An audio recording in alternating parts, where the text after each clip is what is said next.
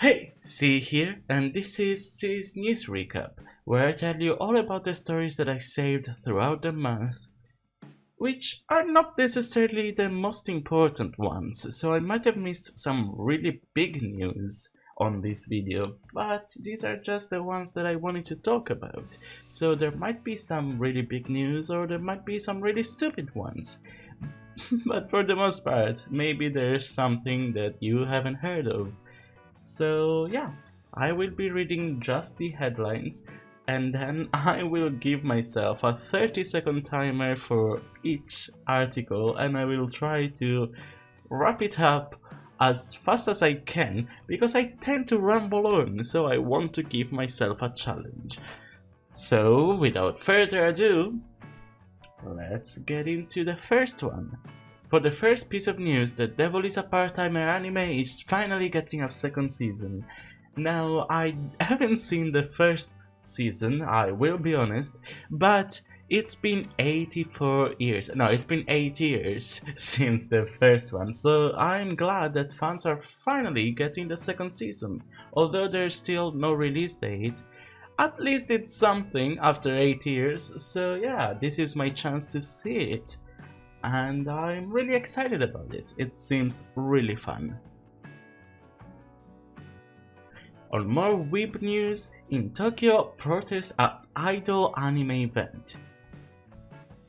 Basically, I don't know much about this anime either. Wow, I'm really a bad weeb. But the anime Dropout Idol Fruit Tart apparently has schoolgirls in underwear and bikinis and something like that. So the people of Kogane in Tokyo were protesting that this is not an anime for children. Flat those 30 seconds, but I got there in the end. And speaking of Japan, Resident Evil Village won't have decapitations in Japan, but will everywhere else in the world. So this is not a big this is not anything new. It's been known that some countries rather are censored. Some games are censored in some countries. Wow, I'm wasting the 30 seconds, but there's not much else to say, to be honest, so there we go. The whole thing is in the title. And speaking of Japan again, Super Nintendo World finally opens in Japan. There's not much else to say about this, but I'm really excited about this one as well. I don't know how it works with the whole pandemic logato going on, but after not one but 2 delays, it says in the article, Super Nintendo World finally opened on March 18th. So this is really exciting. It looks so cool and I would love to be there. Unfortunately, I'm broke. I can't. So there. And also the pandemic lovato. Oh my, it looks so cool. And in even more web news, Netflix reveals first look at new African samurai anime from Mappa. So I don't know much about this either. I don't know much about anything. Wow, I shouldn't be even doing this, but I'm wasting the seconds here. There's not much to say about this either. It's just a trailer for Yasuke, the newest anime coming to Netflix. So yeah, this is the first few images from the show. Not much else to say, so let's move on. Oh, this was an interesting one. The Switch-style Aya Neo handheld gaming PC is now on Indiegogo, starting at $789. I don't know how to feel about this. To be honest, it feels to me like the Oya, was it? I don't know how to pronounce it, but that console that completely died. I don't know how well this will do, especially with that high price, but I guess it is a portable PC, so I don't really understand. It seems cool, and this is the first Animal Crossing related one, but I've saved so many. In this news, Build-A-Bear is releasing an Animal Crossing line. Again, not much to say about this except that it just sounds adorable. And I can't wait to go to Build-A-Bear and actually build one of the villagers, or maybe Tom Nook. I don't know how varied the collection will be, but for sure we will have Tom Nook, or Isabelle, or KK, and I just want them all. Oh, in case you missed it, this is an important one. Capcom warns against fake Resident Evil Village phishing emails. If you get an email concerning an early access invitation to Resident Evil Village, do not believe it, do not even open it, just delete it, because it's just fake. And it is, you know, just phishing. It's not anything real. So just warning you, an early access thing doesn't exist. So yeah. This is a really good article that I recommend you read. I will not be talking much about it, but this is about how video games are helping more people process death. If you're interested, all of the links to these articles are always in the description down below, but it is a really good article about how, especially in this pandemic, people are processing death and are experiencing grief in their own way through these video games, and it is a really nice article. Okay, this one I have saved because I love 8-bit though. They do amazing controllers, and every time I go on their sites I'm always drooling because I want all of them, and they're making another controller shaped kind of like the original NES controller, but with more buttons and just like a Switch Pro controller. So it's just amazing. I love all of them. Check them out. And apparently an Animal Crossing horror film in the works from Wanted director. There was a short on YouTube called Don't Peek. It's available free, so go watch it. It's something, alright. And there will be a full feature film. Is it full feature? A long feature? I don't know. Anyway, a film. There is going to be a film about it. So yeah, I forgot about this. Oh yes, I completely forgot about this one. I'm so excited. The new Life is Strange game will come out on September 10th. So I've seen the trailer and I'm so excited. It seems like this will be right up my alley. I think, just from the trailer, I think this might be my favorite one yet. So yeah, it's all about true colors. It's all about the power in this game. If you don't want it spoiled, just skip ahead 10 seconds. The power in this game is being a super empath, so you can see the aura of everybody else and why they are feeling that emotion, and it's all fantastic. And I went past my 30 seconds allowed, so let's move on. I love this game already and I haven't even played it yet. Oh, I forgot about this one. This seems really nice. Rare pays tribute to late Sea of Thieves developer with the Legend of Glitterbeard quest.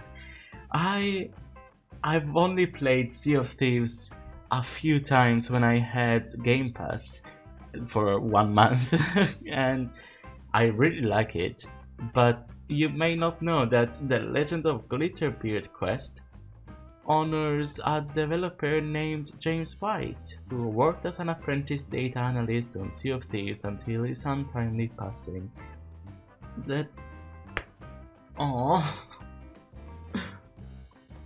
And Steam Remote Play now lets you invite friends with a URL. This is a really good addition because I've tried using Steam Remote Play I don't remember, a few months ago, and it wasn't all that intuitive. Now it seems like you just need a URL and you will be able to play the game with one of your friends. You just need Steam, not the game itself.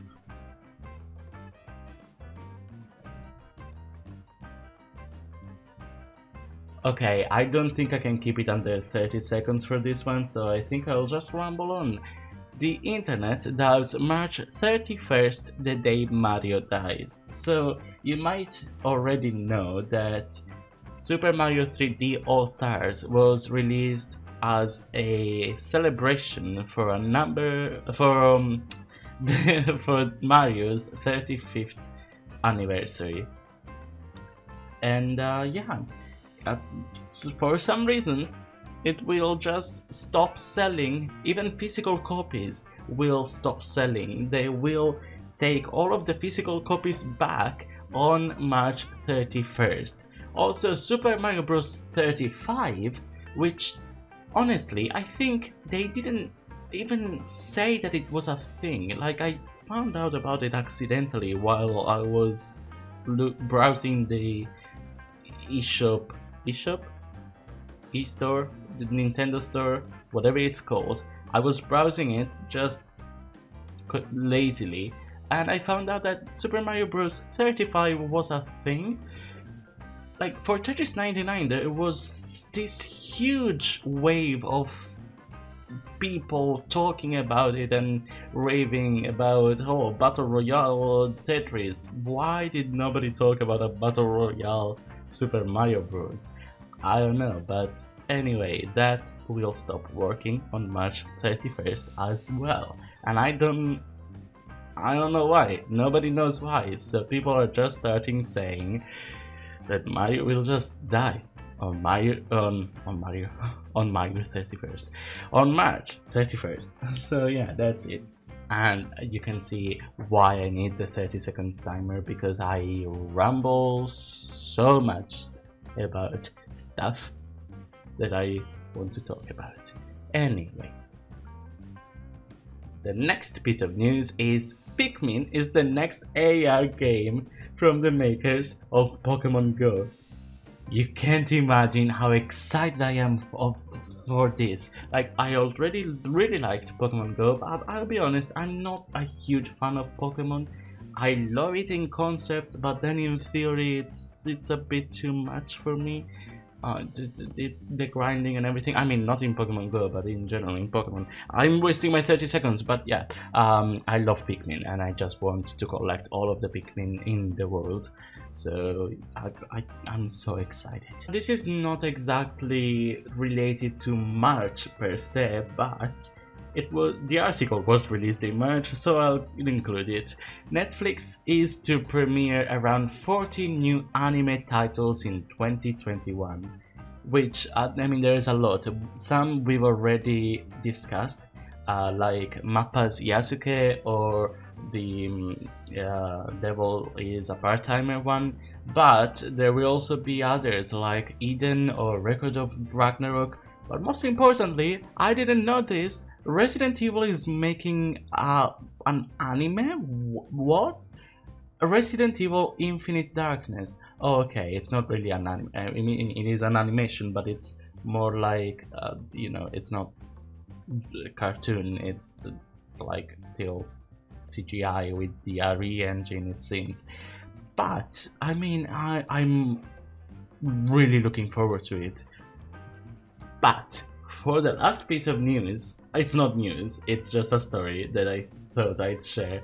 Still Animal Crossing. It seems fitting to end it with Animal Crossing.